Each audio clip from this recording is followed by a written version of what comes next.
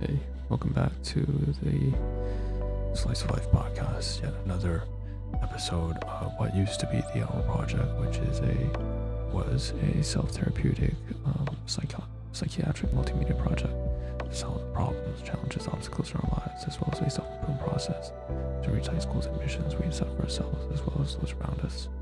And since then, it's extended and manifested into something entirely more comprehensive. That involves a variety of different modalities, media formats, analogies, ideas, and concepts, and so on and so forth. And of course, these include, various media, such as Spotify podcasts, YouTube videos, WordPress articles, and so on and so forth. And to this point, we also have a variety of series, and I would say that to a certain point, maybe by the time that this episode is being uploaded, about maybe 3 months ago, I had various series being uploaded, and it's on a schedule of like maybe 5 series on a weekly basis, but I was never really strongly committed, and so right now at this point there's probably only 1 or 2 series actively running consistently, that where you can expect a daily schedule, which is of course every 7 a.m. between 6 to 7 a.m. in the mornings. On Thursday you can expect the digital Thursday, 7 a.m. Friday series, which has to do with digital research and so on and so forth, is going to be uploaded online, and that's what this is going to be on. Okay, this is going to be one where we cover actually this might be a little bit behind the scenes as well, but I'll decide which episode, which series this one belongs to after I'm done the recording. So anyways, I just want to get to the crux, the meat of it. So this may be a little bit of behind the scenes, I'm not sure, then maybe not, maybe whether or not it goes on a Friday series, it might be on an anomalous, it might be on a Saturday or Wednesday, which usually are episodes that belong to end of the month as opposed to weekly uploads. Anyways, needless to say, that's because life throws a curveball all the time, and in this case I wasn't able to pivot. I was able to pivot, but a lot of things came the way and we kind of got overwhelmed, and so we took a nosedive in terms of our devices, and my computer basically fucking crashed. And it was leading up to this, so about maybe a month and a half ago, 6 weeks to 2 months, I got really sick with food poisoning, and you'll see that it was uploads probably a couple weeks before this one's uploaded, this episode, maybe by a full month. But the point is, got really sick, and then afterwards I wasn't able to keep up with the uploads. As a result, a lot of content started to build up, a lot of new adventures and meeting new people, new events, new activities, new experiences again, so new conversations with different people, and eventually things built up, and my computer, my trustworthy handy laptop just crashed recently, because it started to build up all these various programs which I was trying to keepsake and save all the material. And so one of those is like Mozilla Firefox. Usually I don't have that browser open because that is very taxing, since I have already Microsoft Edge. So between Firefox and Edge I have all these thousands of tabs open, and it's never a good idea to have 2 browsers open at the same time, but I did. And then in addition to that, I had all these programs open at the same time as well. And so a lot of material started to build up, and that's what we'll be talking about here today, is basically, I guess it's a little bit like technological, it's a very technical episode, I suppose. It's behind the scenes, it's very open, and so let's just get on with it, because I'm really itching to just close Mozilla Firefox and close all the content that's related to it that built up over the past 2 months. And if I'm going to just right off the bat give you an idea what the domains are, So the domains are like wide. It's a wide variety of things. There's healthcare, there's medicine, there's finance, there's relationships, there's technology, there's learning, right? And there's like entertainment and music as well. So the first thing we're gonna dive into then is, if you can't tell this episode, we're using a different setup. This is the setup that we usually use to show what's on our screen. So the first thing you're gonna see right now is something that's material, so something that's physical. It's a photograph of something physical that I received. And this domain, actually I didn't even list it there for education, medicine, healthcare, careers, work, relationships, family, conversations, meaningfulness, fulfillment, technology, and so on and so forth. In this case, I didn't even list it, but it's spirituality or mythology or history and so on and so forth. So there's a photograph on the right. You should be able to see this because I'm crossing my fingers right now. I'm going to run through about maybe between 7 to 10 different programs that were open. I'm going to close at least half of them. So the first thing you'll see on the right, middle center right, is a photograph of a crow or a raven, sorry. Actually, I'm not sure if it's a raven or a crow. I think it's a raven. A raven perched on his skull with roses over an open historical book. And this is something that I purchased on Amazon for a while ago. And of course, everything's manufactured in China, but it's called it's by Veronese Design or Unicorn Studios Veronese Design. And this is something that has a lot of significance to, I think, to the branding of our project, Slice of Life, but beyond that, just Project Shira. And I suppose it's because a lot of the themes that are represented in this imagery are almost what should I say, conceptual mapping and personification of characteristics that we embody in our overall I don't know if I call it identity, but our overall existence and the way that we want to express ourselves, and in terms of the attitudes, actions, thoughts, beliefs, behaviors, and the general management of ourselves. Multiple different items here that represent core themes of, I'm not going to flesh it all out, but the roses have a lot of significance. The raven or the crow perched has a lot of significance, personally speaking. Roses on the skull also. Just a very, I don't want to make this episode about this, right? Because we could have an entire episode dedicated to the significance, the symbolic representation, and the conceptualization, personification of the core themes of the raven perched on the rose and skull bed of a, English literature 1700s book, right? This is basically the imagery of Edgar Allan Poe. And this is just a throwback to like when you're back in grade school or middle or high school, whatever, and you're learning about there's a lot of symbolism here. And I'm not going to cover that in detail, but long story short, I finally have received it's not a statue, right? Is it a statue? I don't know. It's some sort of a sculpture, and it's very nice. It's well designed, and I just wanted to save it, a photograph of it onto my laptop, as well as onto my cloud drive, and because that's something. This is this imagery, symbolism, characteristics, art. This art that we are going to use within our project, as it's very important to the development of what this project and the manifestation, extension of ourselves stands for. Okay, so we have here, I saved onto OBS Studio. The main point is that I had to, save this photograph in several locations, on cloud drive, on my laptop, on this and that, so we can get rid of that in a moment. The next thing we're going to talk about then is over here.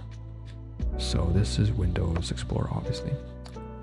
And for the record, I should mention very briefly, since it is a behind the scenes episode, it's worth mentioning that I'm speaking much more quietly, and therefore to compensate much closer to the mic. I apologize in advance for any of you who are listening to this episode right now. In a fashion that you had to increase the volume by a significant amount, and even so, if you don't have to, if hopefully you don't have to increase the volumes that much, but if you do, it might be one of the things you might have to deal with is that maybe because I'm so close to the mic, it's gonna be kind of staticky. You know, maybe there's gonna be a lot of what they use a pop filter to prevent. I don't have a pop filter right here being used. I'm using it for something different. It's almost keeping the mic closer to me. The pop filter is like a stand, a prop. So I don't have a pop filter, so it might be difficult it might not be difficult, but the quality of the audio might be lower because I'm so close to the mic. It might be kind of grainy, right? I think it might be grainy, or it might be just too quiet, and that's because I guess I have to be more comfortable now. I wouldn't say I'm forced to, but the consequences are so unpleasant and unbearable and unsustainable over the long term that as a result of me living in an area where there are a lot of neighbors who can overhear what I have to say, I'm forced to essentially just be quiet in as much as possible. It's not like living in a house, right? I'm so used to living in a house and having my own home and house or bedroom or whatever, you know, or my own like studio place. I can't do that. And it's hard to shift from that mindset, but at least I'm much more comfortable with recognizing the realistic expectation of what we're at right now, which is we're surrounded by people 24/7, up, down, left, right, north, south, east, west. And so as a result, I have to tone down the volume, and I'm going to also be much less expressive than I usually would be. So that's something worth mentioning. So maybe there's something else that was mentioned here too, right, aside from all the programs. But anyways, going back onto the program. So again, just, you know, a heads up, right? I'm really sorry I can't be as expressive I normally would be, and I can't be as loud as I am clear. I can't communicate as clear and audibly as I used to, but that's just a part of the reality. So second thing we're gonna do, second program, back on track, right, is I pulled up Windows Explorer here, and we're gonna cover it next for several reasons. The first of which is this is something that crashed. It's a core program of the Windows OS operating system, and it crashed. But the main thing here I want to get to is the fact that down here you can see a variety of songs. So you can see here FD Signifier, Lil Wayne, Lamar, Stoic Training, that's not even a song, Ludovico, Ainodi, Bonnie Raitt, Rage Against the Machine, Troy. So the various genres that you see here involve metal, heavy metal, hip-hop, rap, classical, instrumental, ambient, and also country folk, relationships, right? AC, adult contemporary, and yeah, so like, you know, some of this is very lyrical rap, and others is also kind of like club party rap, like, you know. So Troy Ave, Italian Blue Dress. So, and then down here we have some other things that are not really, one of this is even a recording of my podcast myself. And then below that is actually, you know, 10 Little Schools, Young Thugs with them. So that's like a movie clip. That's a film movie clip. And then below that is even like a survival guide during war. Anyways, long story short, some of these, so these are audio downloads. I used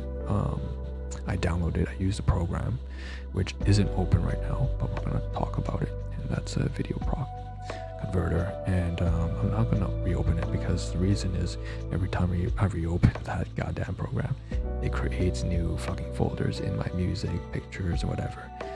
I don't want those new folders, but the point is I had to use that to download some new music. And so Rage Against the Machine, that's heavy metal. Bonnie Raitt, Something to Talk About. That's a classic radio song. I used to love listening to that all the time in the 90s when, you know, you're having like a road trip, and then 98.1 Toronto's best music mix, CHFI, and then pops in, you know, Bonnie Raitt. Something to Talk About. Troy Ave is a new one. It's a new song, but it's just the instrumental is so good. The lyrics are kind of shit, but you know, it's to be expected. It's like club music. So anyways, needless to say, we have all these songs here.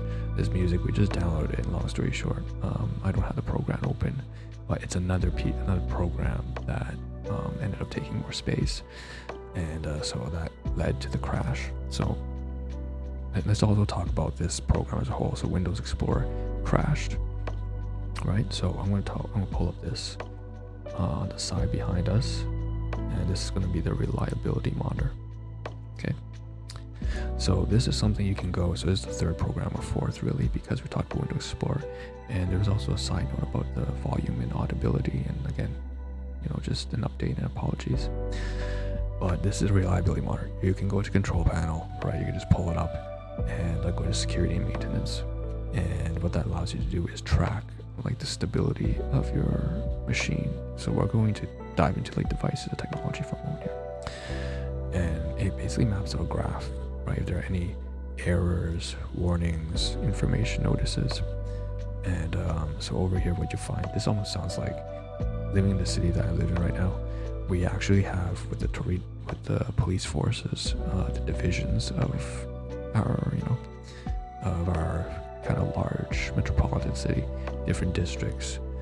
We have actually the police force here actually has developed an online alerting system where you can actually get notifications on your phone every time there's like a new crime, like a stabbing or like or theft and robbery or break-in. But this kind of feels like what's kind of like mapping out here on technology. It's like an analogy here. But needless to say, you can see that it's been fairly stable since like about a week, 2 weeks ago, maybe 10 days ago on the 3rd, March 28th. And I had a bunch of errors up to that point, and they were mostly because of like certain updates from, you know, Windows, you know, Windows 11 updates that caused crashes. But then a lot of them also were because, again, I had two browsers open, and I had various programs, and then I had all this accumulated content. And then at the same time, I was trying to run OBS Studio when I was trying to record. So I had 3 heavy programs, one of them which was Edge as a browser, Firefox browser, and OBS Studio. So it was unexpected that things would not turn out well. But again, this is more like a representation of how things were accumulating, not just on the device, like a microcosm on the laptop, but also how many things, you know, just kept kind of butting into my life. Like having to work a 6 days a week, you know, overtime at one point, getting sick 3 times back to back, food poisoning, respiratory, then a second respiratory, having like various appointments that need to be rescheduled in terms of medical appointments, having to see a specialist and then my family doctor, and then redo it again and again and again. So there's just so many things, and then, you know, and then missing, like having to schedule appointments with, you know, just meetings, gatherings with people I love and care about, or people who are in my circle. I just saw like my uncle and my aunt just a couple of days ago, and, you know, saw a few other people, like my business partner, like up north, and, you know, every time I spend time with them, it's also taking up a lot of time. Usually I stay longer than I expect to, because it's like catching up with an old friend or catching up with someone, you know, who's like a close relative. You end up always spending more time than you actually plan to. So it's like, and that kind of derails things. And then, you know, so there's a lot going on. It's just a representation really of the instability. And then as a result, as you can see right here, the graph right here, right, just as of today, about an hour ago, you can see all these programs just failed at the same time. So again, the technological analog of what's happening in like personal life, right? It's just drawing that comparison. So Windows Explorer stopped responding, was closed. Windows Desktop stopped working, right? All these errors suddenly flooded in at the same time. Snipping stopped working, Photos stopped working, Adobe Acrobat stopped working. And while we're at that, I should mention that's a program that I can't open either. because so this is going to be the 5th or 6th program we're going to talk about. This PDF file.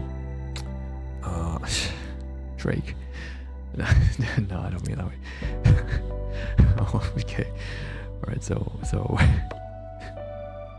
it's interesting what PDF file can mean now. It's not interesting, it's creepy as shit. Okay, anyways, point. So Adobe, I had opened a file that was like a health release and disclosure. I needed it for a certain application, for government application, and I needed some medical information. So I requested that from a certain organization, and they gave it to me and sent it online through cloud, so I could download it and save it, and then whatever. So it was my personal health related information, or PHI, as you call it, in a hospital setting. If you work in healthcare, you'll know PHI stands for personal health information, confidential stuff, obviously. And so I can't show you that, but needless to say, that was yet the 5th or 6th program that was open that only added more to the clutter. Yeah, so it was a lot. And you can see again, more programs fail, including the core programs here that keep it all running. The Windows Start Experience, Windows, and whatever. And you go further down here, you can find that there were various, there's 3 updates here that are being tossed into the fray as well. So at the same time, the operating system was trying to update. And so there was just a lot of stuff happening, and eventually it crashed just like an hour ago. I couldn't do anything. I can't stress how irritating this was. I usually keep a daily log. I come back, I always have administrative work. I always go out every single day. It's a healthy thing. You know, you meet new people, you just go out there, get some sunshine, breathe in some fresh air, get some exercise, just go somewhere. Whether it's work, whether it's seeing a friend, whether it's something, it's just a healthy thing to do. But that also means that when I come back, I have a log, right? I have like a bit, it's not a diary or anything, but maybe it's like a journal. It's a record of events, and so oftentimes what's happening is that I will often spend some time writing that down onto, for example, a spreadsheet, and it just was not responsive at all because of all the programs, 2 browsers and everything. As a result, I just couldn't do anything. I just had to force my computer to shut down, and once it did, all these errors flooded in because again, just not working at all. So that was disappointing, but what can you do about it? It's to be expected. So we could put this away as well. So okay, so the next thing, let me think about what I should talk about, which program comes next. Okay, here's something we didn't finish, right? So this is also related. So here is a command prompt. So from a technical perspective, this should probably be common knowledge at this point. I'm pretty sure everyone knows how to troubleshoot the computers. But when you have all these errors flood in, there's 2 places you will go to aside from your reliability monitor. If you want more deeper in-depth information, and also if you want to fix and repair any damage or corruption. So the first is for corruption and fixing repairs and diagnosing. You would go to command prompt, start menu, command prompt, or PowerShell, whatever. And then go here, sfc/scan now, right? So which is you can see right here. Once again, I've talked about this previously in other episodes, so this is not anything new per se. So beginning verification process, the system scan, verification 100% complete. Research protection did not find any integrity violations. But I should mention, this is important, that there was some corruption found in the previous startup. So before I booted my computer again just an hour ago, I ran the SFC, our system file checker, and there were issues maybe about a week ago, and so I had to repair them, and it's very easy, it just automatically repaired. Okay, so the second place you go to, obviously, is always on event viewer, and this will list all the errors, critical warning information, and audit success. So you can see within the past hour I had 31 errors, right? Everything just fucked up. 24 hours, 41 critical errors, of course, system errors warning. I'm not going to open it all. I'm not sure if there's going to be, I'm not going to spend the time to kind of sift through whether or not some of this I can show on screen, or what should be private, what should be confidential. I'm not going to bother with that. But the point is, there's a bunch of errors here. And if you want more in-depth information, again, just go to your menu, go to event viewer, and just go crazy with it, and you can see all the kind of shenanigans that's happening behind the scenes on your device. Okay, provided that you are running something that's like a Windows PC. Okay, going further down, review notes, log summary. So I'm going to actually close some of these programs right now. Probably the first one is event viewer. Okay, and let me see if there's anything else. Doesn't seem like it. Okay, there is another thing that I want to cover. If I open this, the tool on the side right here, right, what you see is like a little red B, and that's basically anti-malware, anti-software, security protection. I had to update this several times over the course of like the past 1 or 2 months, so that's also been something that I had to do. And I also plugged in a USB, I should mention, and that's something I forgot. So I plugged in USB first of all. That was to print out certain documents that I needed. I transferred over, went to the library, printed it out. Again, just really nice to go out there and stuff like that. But then the second thing is just actually one of the drives here kind of went faulty. So this is to be expected. So your hard drives, for example, your 2 terabyte, 4 terabyte, 5 terabyte, I have a 4 terabyte and 6 terabyte hard drive, Seagate portable drive, right? That store space. Faults over time.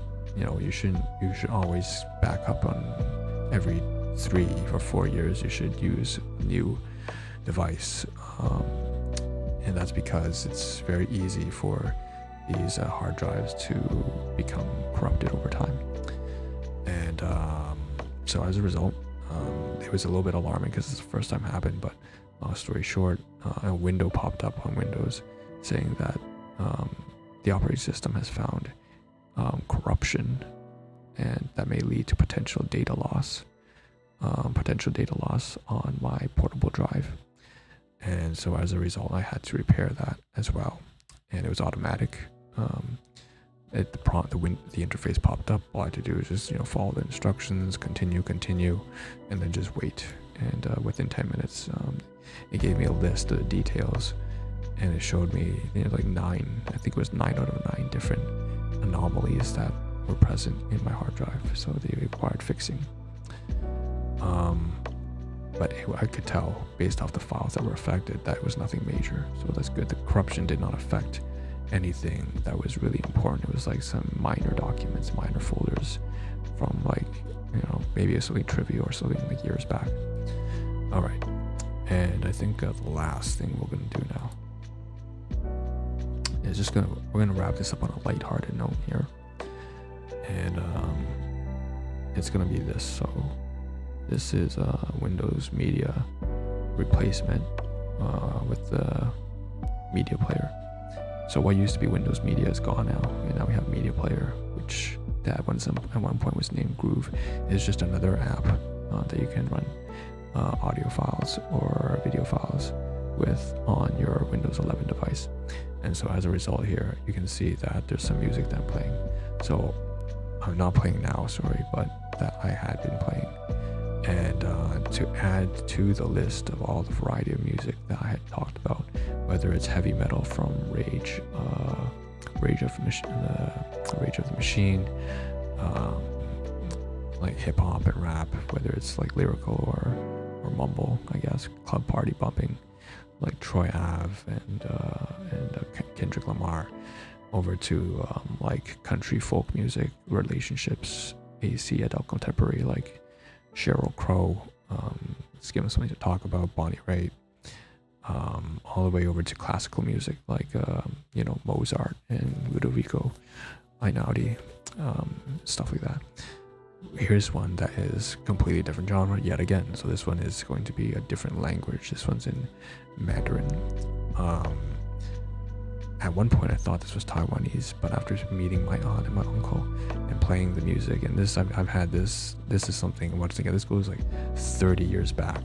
I remember in like 1997 sitting in the car, and this music would play, right? It was like just traditional. It's not traditional, I guess, but it's like I thought at the time it was Taiwanese, and there is Taiwanese music to be sure, but some of it's Taiwanese, but some of it is actually like Mandarin Chinese from mainland. I didn't realize that. I didn't know. Usually Taiwanese music is more melodic. It has more rhythm, and you can distinguish that also from the intonation. Is usually more melodic from like mainland, which is a little bit more it's a lot more choppy and has a lot of like slurring, right? And so this one here is a mainland song, and it's one of the many favorites of mine. So I had a lot of music from that were Cantonese, Mandarin, and Hokkien, which is the dialect. And then there was also, there's like several different languages there, right? So there's several different languages there. Hokkien Wei, Jiangguoyu, and Guangdonghua.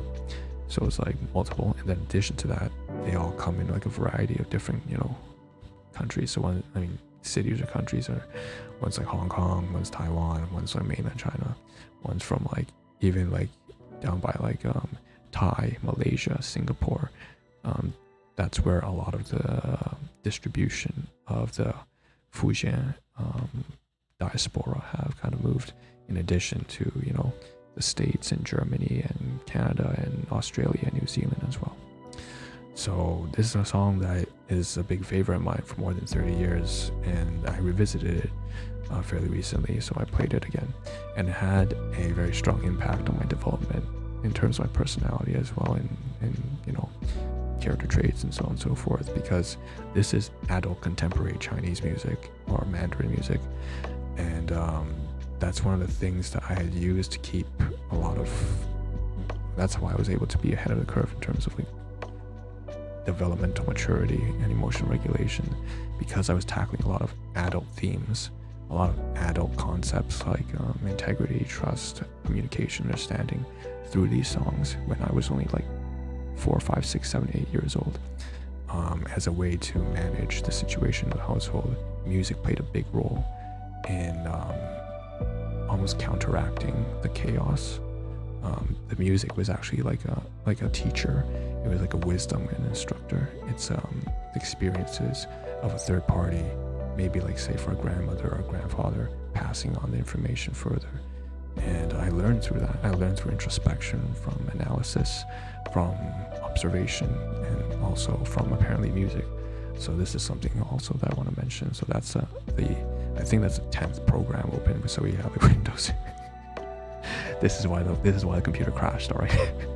We had Firefox, we had Edge, we had and they all come from different domains of life too, right? So we're have all these different things going on at the same time that are obviously these are just like the programs, but they're all related to actual real world things that are happening in my life, whether it's like having a meeting or reunion with someone, or having to work through a certain application with the government, or having a full overtime shift week of work, and just getting overwhelmed at work, and then having all these programs here. So we had like music, we had this, we had that, we had the browsers, we have the downloads, and so on and so forth, so, and then troubleshooting and all that crap. So it's all kind of bullshit, but needless to say, we're just going to continue, and then I think one more thing just to repeat once again, I have to keep the volume down because like their consequences are just too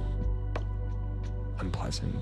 We're not going to keep up with that all the time. So that being said, that's kind of the end of this episode, and hopefully you can still hear clearly, audibly what I'm saying. And just trying to get accustomed with the fact that I'm going to be speaking with context now, and I'm much more comfortable now with this level of volume, which is what we have to do going forward, unfortunately. But it is what it is. So that's what happened. I'm going to close at least half of these programs at the end of this episode, and the next episode I still have a bunch of stuff to get through, and I'm going to do back-to-back recording sessions, so they're going to be distributed across the month. Most likely these will go up probably in July, so we're so far ahead of schedule. It's insane, but that's only because we're not uploading we're only putting out one episode every week now. We don't have the time for that anymore. That's not even that. It's just that I would say I'm not even necessarily dependent on. The project is no longer like a central focus, right? It's not one of the central focuses. It's almost like a side thing that I kind of do now, because there's so much going on that allows me to be functional anyways. It's almost kind of, I wouldn't say it's unnecessary, but it's kind of like a side project at this point, you know. It really is a side project. I used to call it a side project, but it was a core component. Now it's becoming less and less of a core component. So, and that's because circumstances have changed. So, anyways, with that being said, just kind of wrap this up here. There's a lot of stuff to cover in the next. There's probably 20 tabs on Mozilla Firefox that we need to run through, maybe 30, and so new developments and stuff like that. That being said, this is Shosuke signing out, and I'll see you guys in the next one. Cheers. If you have any comments, again, leave it down below, and stay safe, take care.